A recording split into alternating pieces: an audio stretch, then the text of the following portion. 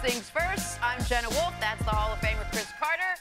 That is one of my favorite people in the world, Nick Wright. That is a lovely dress you're wearing, Jenna. Oh, that wasn't. Thank you very much. That wasn't what you just said. No, why don't you tell the fine folks at home what we were talking about? You got something to do. Cris Carter was talking about sending tweets. Yes. I said we should start tweeting about potential segments coming up. As usual, I didn't understand. Different from what Cris said, and Jenna said, yes, Nick, I understand what Cris is saying right there. I'm like, well, obviously you evidently don't, which is maybe an issue we'll deal with over the next 3 hours. But I'm so excited to be here. I'm so happy. We got so much going on. Yes. The meat of the NFL Usually season. Tuesday's sort of the quiet day of the week, but we've got a lot to talk about over the course of the next couple hours. So, okay, I saw that face.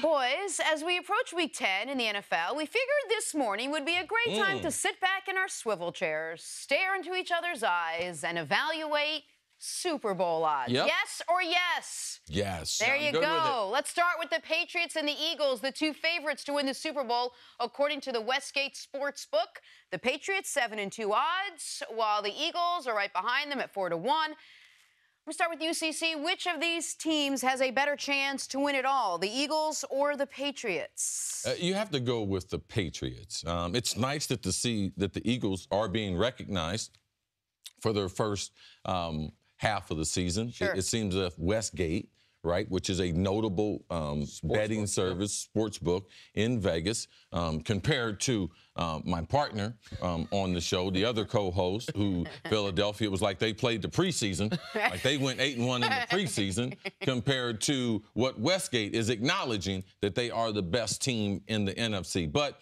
you have to go with the more predictable of all these things. And we know where New England is right now. We know where their injuries are. But as a viewing society of the Patriots, we believe that they will get better. We have more confidence that this team right now, from where they are, they will even get better as we get into December. And they will make the adjustments. And they do have Belichick. And Nick's theory about Tom Brady at 40. He's halfway through the season now, so that theory is like half-baked right now. Wait, I have a question about what you just said. You seem very confident that here we are and the Patriots are going to get better. But a couple weeks ago we had a discussion, and I said, well, where do the Patriots go? And we all agreed there's really nowhere for them to go. Their defense can't get better at this point because they're not going to add players. Their offense is going to get player. Edelman's not coming back. Gronk, if anything, is more beat up. So just explain that a little further, how they get better this season. Just like we made adjustments in our show. After 6 weeks, we looked at a lot of video. We got bosses. They looked at stuff. They've been doing television shows a long time. We had Nick say less, so it all worked out. So we started looking at what do we do well? What are the areas that we're weak in? Now, how can we make ourselves stronger by putting each person in a winning situation? That's exactly, let's not make it more complicated. That's exactly what Bill Belichick and the New England Patriots have done. Defensively, they're not giving up a bunch of big plays. They've been great in the red zone. And Stephon Gilmore, they don't have him playing a bunch of man-to-man. He's been injured. The linebackers didn't get faster, but you know something? He's put them in better defenses that they can be more successful. So that's the reason why most people have been watching New England, is because they self-scout themselves. They don't listen to everyone else. They know what they're doing good. Keep trying to do that and do it in different form and fashion. But the things they don't do well, they really try to work on those things. And every team, by the way, is going to do what Cris described. Yes. So then it's about, are the people in charge smart, smarter than the average coach, worse than the average coach? That's where, because nobody is adding players, coaching can really start to pay dividends this time of year when it comes to adjustments. Good point. And that is why, even though I am the resident, I guess, Patriots and Eagles skeptic on the set, for this question, I think the answer is clearly New England. One thing, when we've talked about my skepticism of Philly, we have not discussed hardly at all, is Doug Peterson. And I think Doug Peterson has been somewhat unfairly maligned, partially, if I'm being totally honest, because of how he looks. I think people kind of think he looks he and Ben McAdoo both became head coaches at the same time. Everyone was like, he's two new head coaches, NFC, funny haircuts, kind of look different than the average coach. And they didn't really give him credit for how he came up in the NFL. Now, I'm not saying I think Doug Peterson's a great coach, but I'm not here to dump on Doug Peterson. I'm agnostic on him, similar to how I was Carson Wentz at the beginning of the year. But we know about Bill Belichick. We know that the Patriots will have an edge coaching-wise compared to the rest of the league each week and in each week preparing for the upcoming games. But I think the biggest factor, CC, about which of these two teams is most likely to get to the Super Bowl or win the Super Bowl is about the conferences in which they play. In the AFC, you have 3 teams that you can make a credible Super Bowl case for: Kansas City, Pittsburgh, and New England. In the NFC, I believe you have 7 teams that you could make a credible Super Bowl case for. One of those teams isn't going to make the playoffs. Like you have in the South, the Panthers and the Falcons. In the West, you have the Rams and the Seahawks. In the East, you have the Cowboys and the Eagles.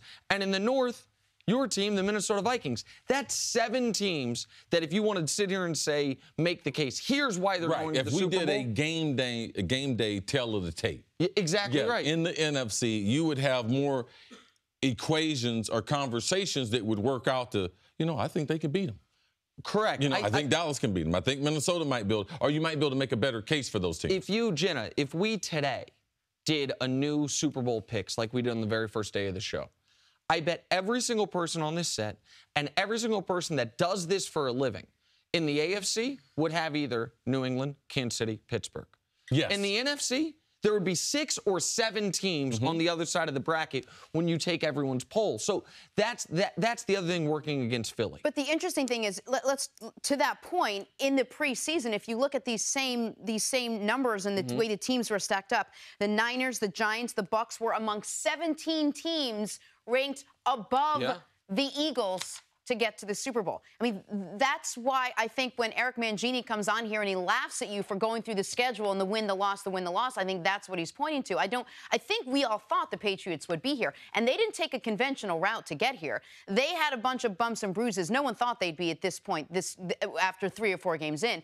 The Eagles, I think you and I, at least, and some people out there, weren't 100% certain they'd be here, but thought they'd put together a pretty decent season based on last year. I knew the Eagles team was much improved. The Doug Peterson point that you make, I think we need to try to look into that more, because I think people gave Ben McAdoo, because he was the actual play caller with the Giants, compared to Peterson, who has been sitting under Andy Reid and hadn't gotten the credit as being the play caller. It was kind of like a young John Gruden coming from Mike Hogan or Andy Reid. A lot of times those coaches don't get credit, so you don't necessarily think that they're going to be successful because you don't know. And there's nothing wrong with not knowing. But now, seeing what they've done with the front office, a lot of changes. They've been very aggressive as far as trades. They've really improved the roster. They have a franchise quarterback. They have a stout defense. And we know that Jim Schwartz is going to get that defense to play well. So I think,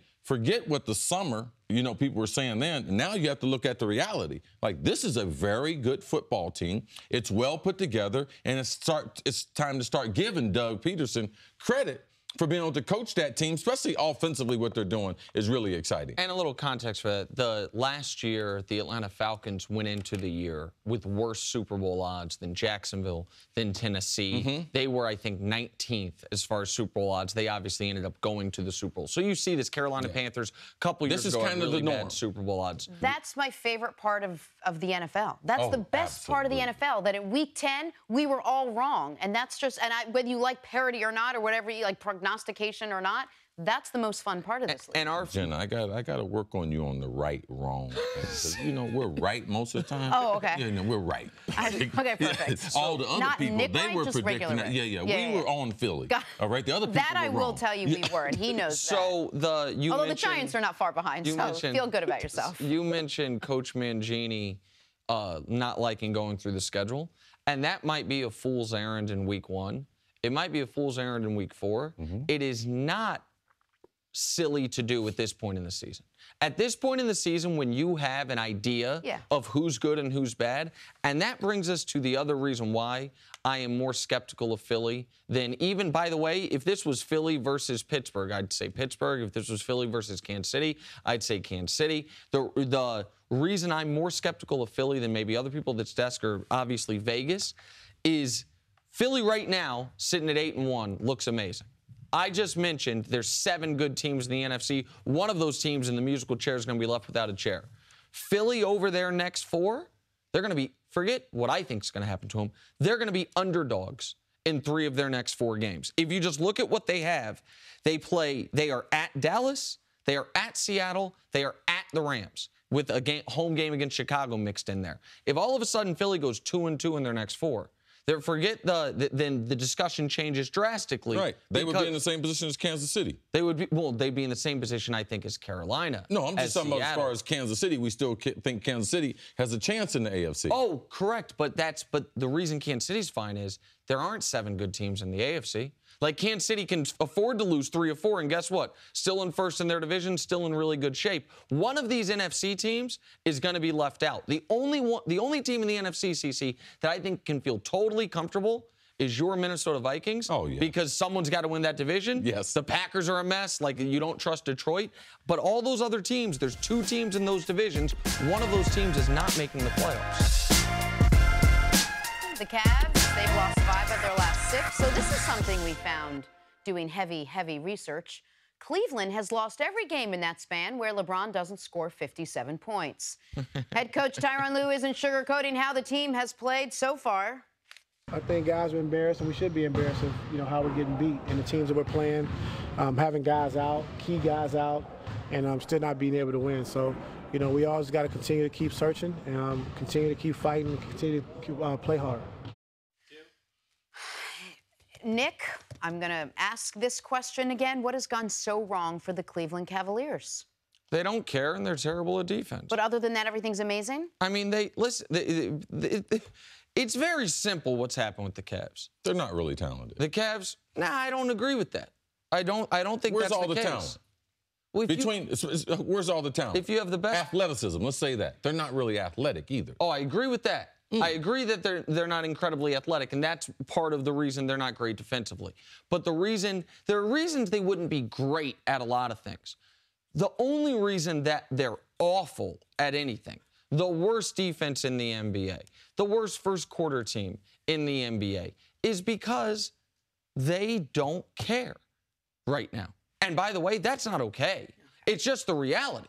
The reality is the Cavs have played 3 games this year that mattered to them. The 3 games against, likely, the 2nd, 3rd, and 4th best teams in the conference. Boston, Milwaukee, and Washington. Those are the only 3 games they weren't trailing after the first quarter. Against most teams, they're trailing by double digits after the first quarter. They've played 3 games against opponents that they would see in the playoffs later rounds, and they've won those 3 games and they've played well. Every other game, they've acted as if they are the defending champions. They are not the defending champions. They got beat soundly last year in the finals. The only guy who's playing as if he knows that is LeBron. So there's a lot of reasons to be frustrated with this team. There's a lot of reasons to be disappointed with this team. I don't think there's any reason to panic about this team because they have shown the ability in games that matter to them to play like we thought they would. Well, they have done that with players, only a few players on the team, on the current team that have done that. So I'm concerned. The reason why I'm concerned is because the lack of intensity when the games start. Yeah. Like, you only have so many professional games to play. And the lack of intensity that they have, especially defensively. Now, as I mentioned before, they're not a very athletic team. So they can't get up and down the court. When Ty Lue first took over for Coach Blatt, that was his thing. We're going to rebound the ball and get up and down the court. Now they can't do that. They're not a good rebounding team. They're a horrible defensive team. Horrible. And they can't score enough points in the NBA game. So even if before, which they had lapses in defenses, we've seen that before, but they could score. They could score a bunch of points. So I thought they would struggle without Isaiah Thomas. It's more evident with LeBron missing training camp that when he wasn't there practicing, I don't know what type of leadership that the rest of the team had in getting ready. And Dwayne Wade being inserted into the starting lineup and JR coming off the bench, neither one of those guys is playing great. So I don't look for this to end anytime soon. But they need Isaiah Thomas back so at least they can score the basketball, which would help, mitigate some of the factors. But the reality is, and where I won't let them off the hook is, when Isaiah Thomas comes back, That does not fix their defense. Might make their defense worse. Isaiah Thomas, as great of a player as he is. No, but if you can score the basketball. Exactly right. But they still are going to have to become much better defensively, and that's a focus issue. You guys both agree that their defense is terrible, their rebounding is terrible, those points they put up are terrible, their effort is terrible, the skill set is terrible. It's all terrible, but yet you're like, no problem. I have no concerns whatsoever. I know they're going to be there in the end. I think you believe they're going to be there in the end. So my question now is, if you had to pinpoint, is it chemistry, is it effort, or is it skill? Like, what's the problem? It's effort. Except LeBron, Dwayne Wade, and Tyronn Lue? Is that, like, are those the three people by the way, Dwayne Wade is only a shell of himself. He had one really good game already. Yes, like, you can't depend on Dwayne Wade to get you 18 points every night. I picked Dwayne because he's the only one besides LeBron who's acknowledged that there are problems on this team. Well, listen, effort problems. Everyone knows it. And by the way, part of the effort is on my guy LeBron. LeBron's been bad defensively. He's been disengaged defensively. Now he's made up for it because, shockingly, he's been the best player in the league this year.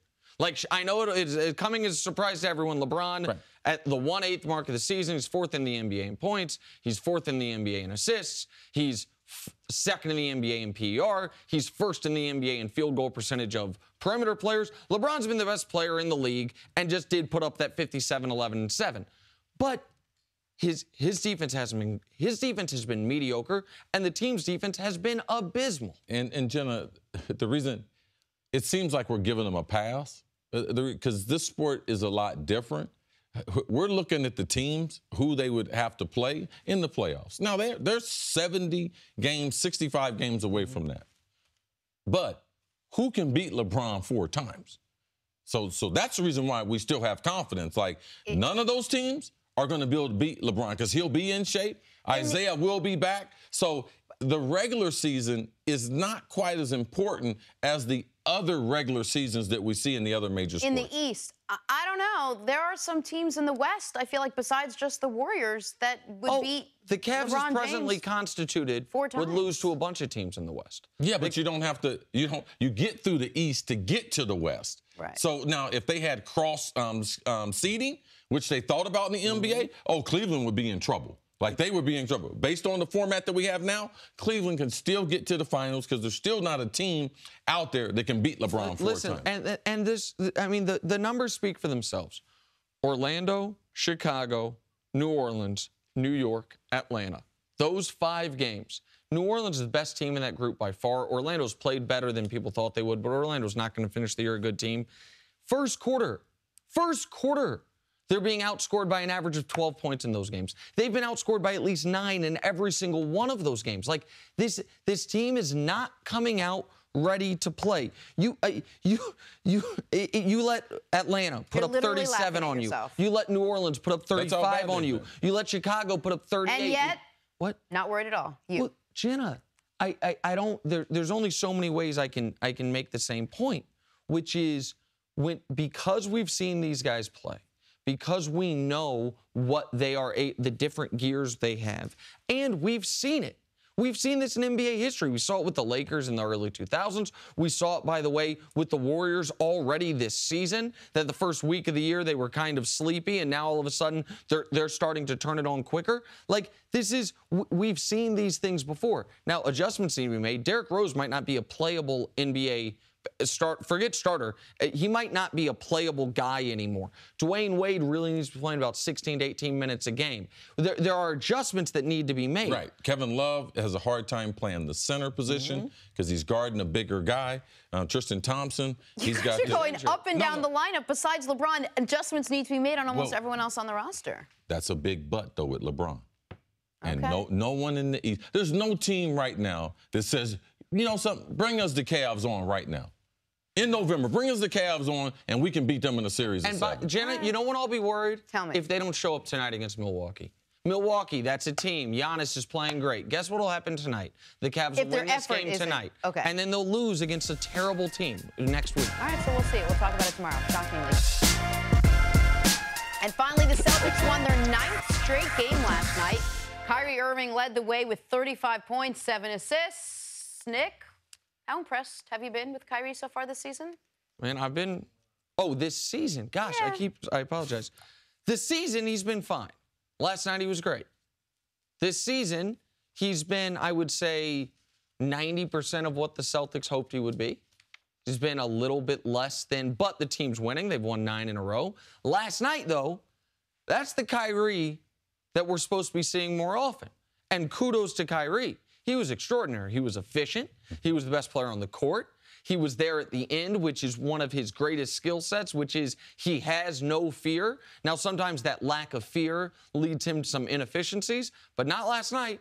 35 points, 7 assists in a game where the Hawks feeling themselves a little bit. Hawks only had 1 win all year. They then got a close win over the Cavs that they tried to blow, but they held on at the end. There was a close win against Boston. You're playing the 2 best teams in the Eastern Conference. They're up for those games, and Kyrie silenced them. So, I mean, I give Kyrie a ton of credit for last night. I don't want to overplay last night into his whole season where he's been fine, but last night he was great. Kyrie is a great basketball player. Now, as far as the season, it's a short sample. He got off to a slow start. But how do you get off to a good start when Gordon Hayward shatters his leg in the first game? Also, this trade, mentally, in changing locales and all the criticism he was getting, it's hard mentally to switch teams, especially when you've been on the Cavs your whole career and with LeBron. So there were a lot of things that he had to justify wanting to be out of Cleveland. But the one thing I like about Kyrie right now is the other young players around him are getting a lot better. Yeah. Right. Jalen Smith, Tatum, these are ball players. And he's not forcing up shots just to get his numbers. You can see him helping the development of these other players. So I like what they're doing in Boston.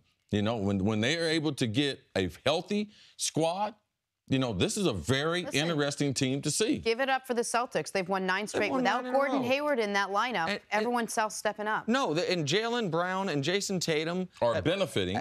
They are low in a weird way. They're exactly right. They're benefiting from Gordon being out because all those minutes wouldn't be there. Right. And this was Kyrie's best game, though, since the game Gordon Hayward got hurt. He was 22 and 10 in that game. He hadn't been over 25 points once all season. He was really good last night, and I'll give him credit for that. You expect to see that more than once every 11 games, but he was very good last night. And I have not seen 5 players more improved in the NBA than Jaylen Brown. Oh, man. You'd be hard-pressed. Give me 5 guys more improved. Guy couldn't shoot, looked like a liability. He's only 20 years old. Right. Now he can shoot intermediate, can shoot the 3. Very impressive. Very good. Moving on to Lonzo Ball, who has struggled his first few games in the NBA. Lonzo is currently shooting less than 30% from the field, scoring less than 9 points per game. And now his dad, who said he wouldn't really speak up much once he made it to the NBA, is causing some issues again. Take a listen. Let him play the whole fourth quarter, and I bet you always win. Because he's getting a better flow. Because his mindset right now, the in and out, right. sitting down 6 to 10 minutes, it's adjustment where he's not going to take no shots because he's like, I'm not in the flow. Right. So he don't want to hurt the team by shooting. Nick, explain the face. Should the Lakers be worried at all about Lonzo Ball's effectiveness? Tell me about the fourth quarter. Wait a second. Can I cut in here for a second? Whatever you want, sir. Have you guys ever seen Lonzo's dad coach AAU? I have. Okay, have you His guys... youngest played against my son this summer. Yeah, have you guys seen him say anything in basketball that you really thought, he was a decent coach? Seriously. I know he's got 3 sons that might be Division I, and Nick could be like he's got one in the pros, the other ones are going to school for free. But that don't make him a basketball coach. Just because you provide the sperm to an athlete don't make you an athlete or some type of coach. But go ahead. That was just You're questioning his basketball acumen, which I understand. And that's why I was making the face. Listen, Lonzo Ball is playing more minutes than every rookie in the league except Ben Simmons. Okay, so he's playing 33 minutes a game. His college games were 40 minutes, and he wasn't playing much more than 33. So, the idea that he's not getting enough minutes is silly. But the question is, should the Lakers be worried about Lonzo? Concerned, not panicked, not thinking they blew the pick, not thinking he's a bust, but Lonzo hasn't been great. And I'm saying great by rookie standards. Yes. Not great by NBA standards. There's only one rookie who's been great by NBA standards. That's Ben Simmons, and he's playing on a slightly different set of rules because he was drafted last year, was injured, so he had an extra year of being with the team, working out with the team, traveling with the team, the whole 9. But Lonzo's not even been the best rookie on the Lakers. Yes. Kyle Kuzma, a late first-round pick, is averaging nearly twice as many points, is averaging nearly 2 times better field goal percentage. Like, Kyle Kuzma's transition's been going just fine. Jason Tatum, one and done, 3rd pick of the draft, hasn't had a bad game yet. In Boston. Jason Tatum's playing for a winner, big important minutes since Hayward's injury. So that is concerning. I mean, Lonzo was my pick for Rookie of the Year. It looks like Ben Simmons is going to run away with that one. I still, if the draft was redone today, I'd take him number 1 overall, like I said before the draft, because I think the upside with him is so enormous. But, Cece, the struggles now are something you've got to look at and see. Why has his, particularly shooting, been so ineffective? Well, I'm not surprised at all. My brother Butch, he works for the Knicks. Longtime NBA player, coached in college, coached in high school. He told me that even in college, beware of his inability to score the basketball. Now, people think, like in college, oh, he got 25, 28. No, he only averaged 14 points in college. Now, he wasn't on a stacked UCLA team. They were a bad team until he got to the team. They have a couple pros on the team, several pros on the team, but he only averaged 14 points. So how do you do that in college? Either get a lot of layups, and then he hit a few threes. That's all you need to be able to get 14 points. So he does not have any intermediate offensive game, all right? His three-point shot is inconsistent because he shoots his jump shot descending. As you watch the highlights, you'll see most jump shooters either shoot it on the way up, watch Steph, and watch my man Clay. Watch them. Either they shoot at the top of their jump or on the way up on their jumper. He doesn't do that. So they don't play up and down enough, so he's not going to get any easy buckets. So I'm not surprised at all that he's struggling offensively. But we all agree that it's the minutes is not his biggest concern, as his father seems to. The minutes actually get you better. That's the kind of the idioticness to his dad's comments. Yeah. Playing on the court, actually getting better. Don't make excuses for the kid, because he's not a great shooter. Well, his dad is wanting him to play more. His dad wants him to play the entire 4th quarter. But the thing is, that's not what happens in the NBA. Yeah, he ends up getting injured. Well, and it's just late in the season. 33 minutes is plenty of minutes. Like, it's just period, point blank. Like, there are 33 minutes per game will put you in the top 30 for the league in minutes per game. Like, the minutes is not the issue. Now, I know a lot of people are drawing the comparison. When he was drafted, people said, hey, it could be Jason Kidd. Now, that's high praise.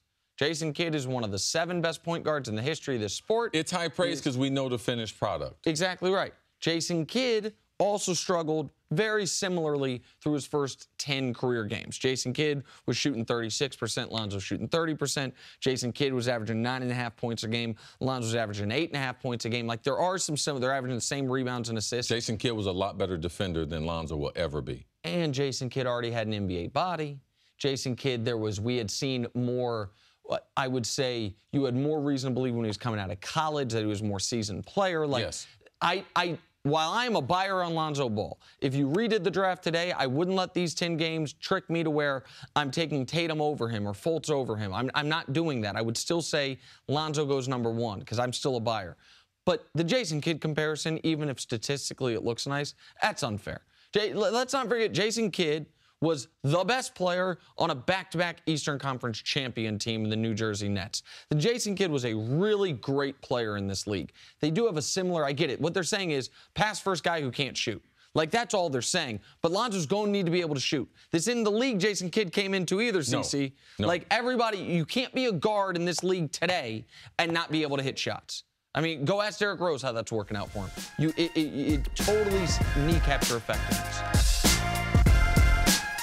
Welcome back to First Things First. We're now joined by Fox NFL analyst Greg Jennings, who, when he was younger, always went by Greg GJ. GJ, is that, no, didn't? No. What's wrong?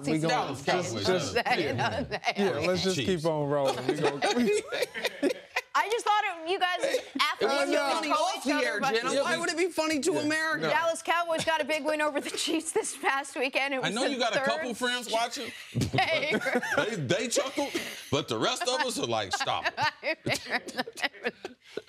It was the 3rd straight win for a Dallas team who improved to 5-3 on the year, and it seems more and more likely that Ezekiel Elliott will play the entire season. Greg, Did dominating the Chiefs prove the Cowboys are among the NFL's best teams? Was that the game that really sort of solidified it for a lot of people and yourself as well? I wouldn't say it solidified it. I think that the Cowboys, without even having that win, was a contender, was a good team, and they had the makings of a great team. It was just about finding their way, finding themselves. And I think once they went into their bye week, after losing to Green Bay, after they came out of that bye week and they went to San Francisco and they put that whooping on San Francisco. Great matchup coming off the bye. Absolutely.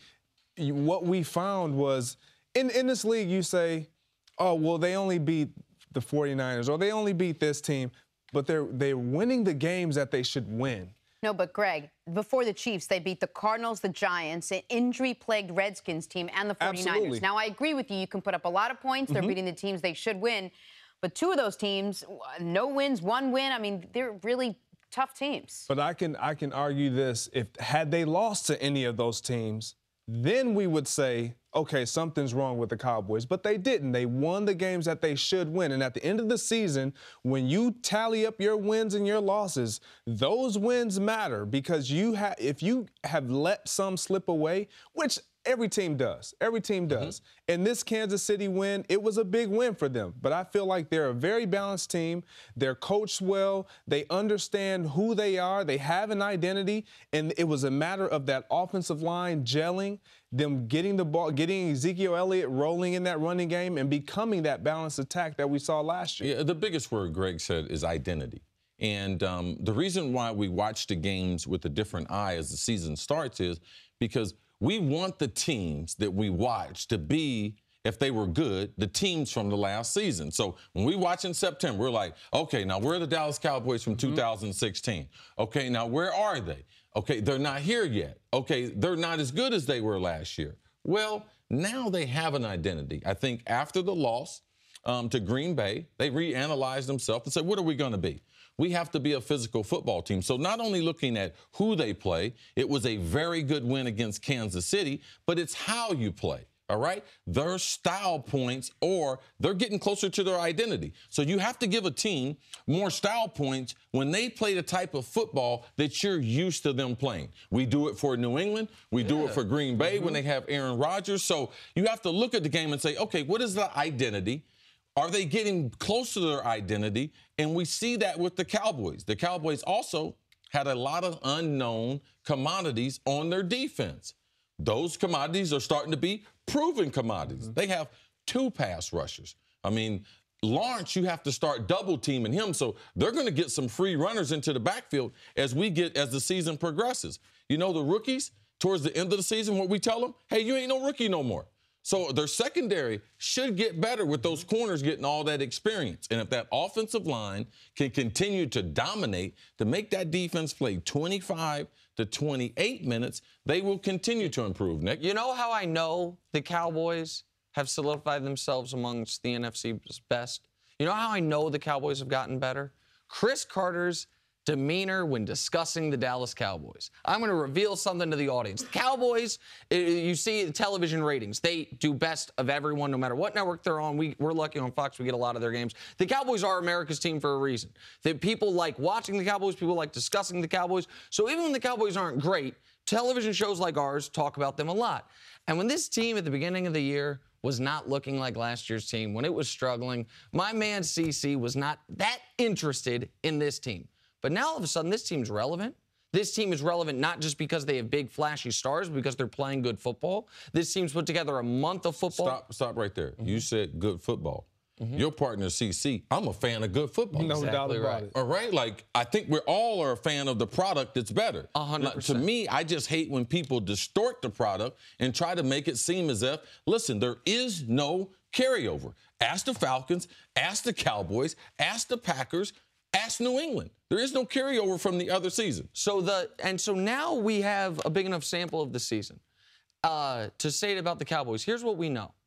They've had one bad football game, the game against the Broncos. That's it. Every other game this year, they have either won or they had a double-digit lead in at some point and then lost it. The Cowboys have been up 10 in every game they've played this year, at least 10, except for that Broncos game. To Cece's point about style points, they don't have any. All their wins are blowout wins. So they have 5 wins by multiple scores. Their 2 losses, they blew big leads, and then the one very bad game against Denver. And lastly, to your point about time of possession, last month, man, they sure seem like they're getting back to it. Last 4 games, averaging a 33-minute time of possession. League high in the season for the year is 33.5 with Philly. Like, they are looking a lot like the team that made them dominant last season. Yeah, and what made them dominant was the confidence that they had in that offensive line, in that running game. Last year, we would hear Ezekiel Elliott say, teams know we're going to run the ball because that's who we are, and they have to stop us. We didn't really hear that this year until now. Now you see them understanding, look, this is who we are. And if you stand toe-to-toe with us, we're going to punch you in the mouth running the football, and you better be able to take it. Of course, it's easier to say that now because they're probably going to have Zeke for the rest of the season. But could they have said that if they didn't? I was getting ready to say that. I'm sorry you said that. I'm sorry. The thing that we don't talk about in Dallas is injuries, all right? They haven't had any really injuries. But that suspension, it's just like an injury, all right? It's coming. Like, we know the players are going to get injured. That suspension is coming. But, Cece, let me ask you a question about the suspension because you've been so adamant about this and you were the first one to report that it was going to happen months ago. Are you certain still that it's coming this year? Because I'm no longer certain it's coming this year. Last week made me question. I'm certain he's sitting 6 games. We can't even have the discussion, are we certain? Is he going to get suspended this year? All right? It's just like Tom Brady. All right? It will get resolved, and he will sit. Now, when that is, that's way outside my pay grade. Judges and all types of ruling, all that is going to take. None of us know that. So there's no need to try to be on the right side of that one. But I do know that ruling, it won't change. Just like Star Caps got resolved, just like Spygate got resolved, just like all the other investigations, they got resolved over time. But is it possible that it could happen next season? That's a possibility. What difference does it make to me? Well, it makes a big difference to the Cowboys this season. Well, that ain't my job to be worried about the Cowboys. Well, no, we're talking about the Cowboys, even though I'd love to talk about what you think. Jenna, no one knows that. No one knows when it's going to happen. Right, but there is a possibility that it could happen next year. Right, that's what he said. Which is, yeah, I agree. Which is to me a departure from where we were. I was certain that this last ruling it was over. I'm no longer like that. It was going to be these 6 games, weeks 9. There's nothing that's been presented to say he would play the rest of the season. Okay. Right? Even though he played last week, there's nothing out there like he's going to play the rest of the year. Thank you for listening to the First Things First podcast. Remember, leave us a review and tell us what you think. Subscribe to the podcast on Apple Podcasts and catch us on FS1 Monday through Friday, 6:30 a.m. Eastern. For Cris Carter and Nick Wright, I'm Jenna Wolfe. So long, everybody.